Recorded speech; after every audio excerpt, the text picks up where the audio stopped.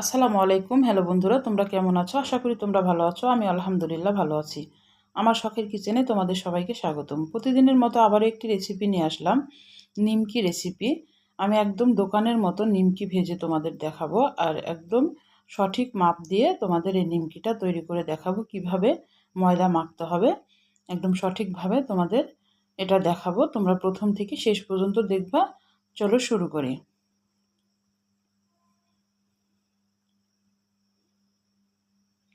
আমি এখানে ময়দা নিয়েছি ১ কাপ মতো। বাটিতে মেপে নিয়েছি, এটা ১ কাপই হবে। আর এখানে বেকিং সোডা, এটা সোডা, বেকিং পাউডার না, আমি দেখাই দিলাম। ১ চিমটি বেকিং সোডা দেব। চিমটিতে যতটুকু উঠবে ততটুকু দিবা ১ কাপ ময়দাতে। কালো জিরা দিলাম, পরিমাণ মতো লবণ দিলাম। দিয়ে এটা ভালোভাবে একটু মিশিয়ে নিতে হবে হাত দিয়ে, বেকিং সোডাটা যেন মিশিয়ে যায় ময়দার সাথে। দিয়ে এবার নরমালি পানি দিয়ে এটাকে মেখে নিতে হবে।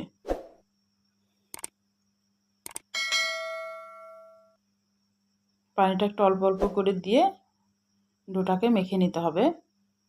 এখানে তেল দিলে দেওয়া যায়, কিন্তু আমি তেল দিই নাই।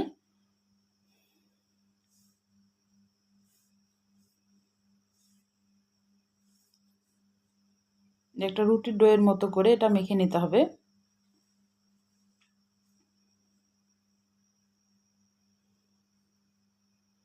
খুব শক্তও না, খুব নরমও না। রুটির ডো যেভাবে মাখে সেভাবে এটা মেখে নিতে হবে।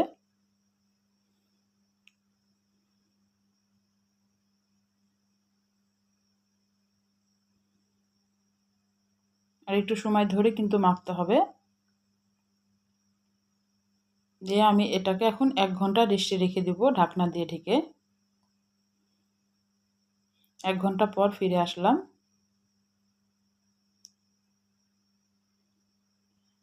এবার আমি লেচি কেটে নিব। রুটি তৈরি করার জন্য রুটির মতো আগে তৈরি করে নিতে হবে। আমি একটু ময়দা উপরে ছিটিয়ে দিলাম, দিয়ে আবার একটা লেচি কেটে নিয়েছি। এবার আমি রুটিটা তৈরি করে নিব।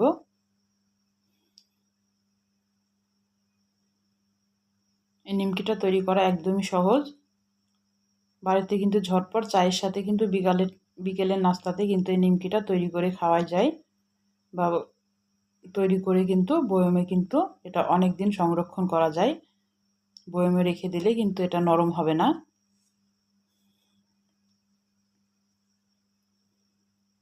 একটা পাতলা রুটি তৈরি করে নিতে হবে। এটা কিন্তু মোটা রুটি করা যাবে না। আমি তোমাদের রুটির ইয়াটা দেখাই দিচ্ছি। নর্মালি যেভাবে রুটি আমরা ভাজি সেটাই কিন্তু। দিয়ে এবার এটা ছুরির সাহায্যে কেটে নিচ্ছি। পিৎজা কাটার কাটারি থাকলেও তোমরা এটা কেটে নিতে পারো। প্রথমে আগে লম্বা লম্বা করে কেটে নিলাম।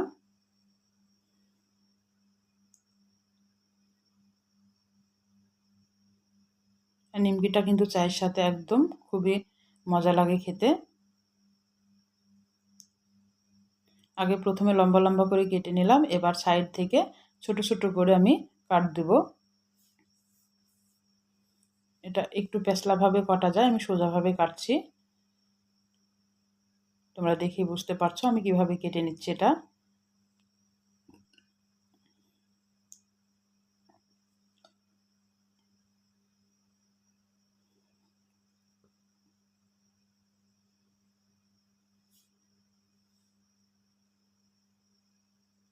এবার আমি একটা ছাঁকনিতে তুলে নিচ্ছি, আর এক্সট্রা যে ময়দাটা আছে গায়ে সেটা কিন্তু ঝরে যাবে ছাঁকনিতে রাখলে, তাহলে তেলটা কিন্তু নষ্ট হবে না।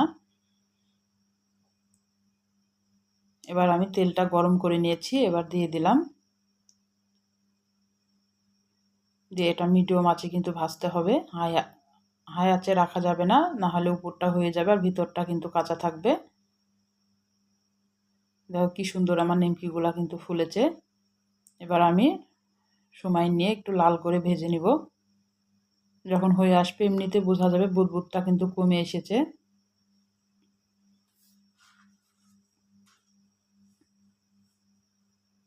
দেখেই বুঝতে পারছো। আমি সব নিমকিগুলা কিন্তু এভাবে তৈরি করে ভেজে নিব। তোমাদের এক ব্যাচ আমি দেখাই দিচ্ছি ভেজে।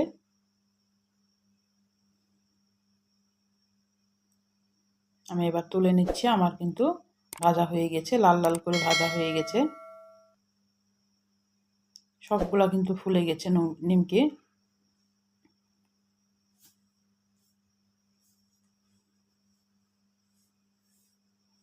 আমি এবার তুলে নিলাম সবগুলা ভেজে। আর এতটাই মচমচে হয়েছে, এটা কিন্তু বয়মে রেখে 1 মাস মতো সংরক্ষণ করে খাওয়া যাবে, তার বেশিও রাখা যাবে, সমস্যা নেই। আমি ভেঙে একটা দেখাচ্ছি, দেখো একদম মচমচে গুঁড়ো হয়ে যাচ্ছে একদম হাতের তালুতে নিলে।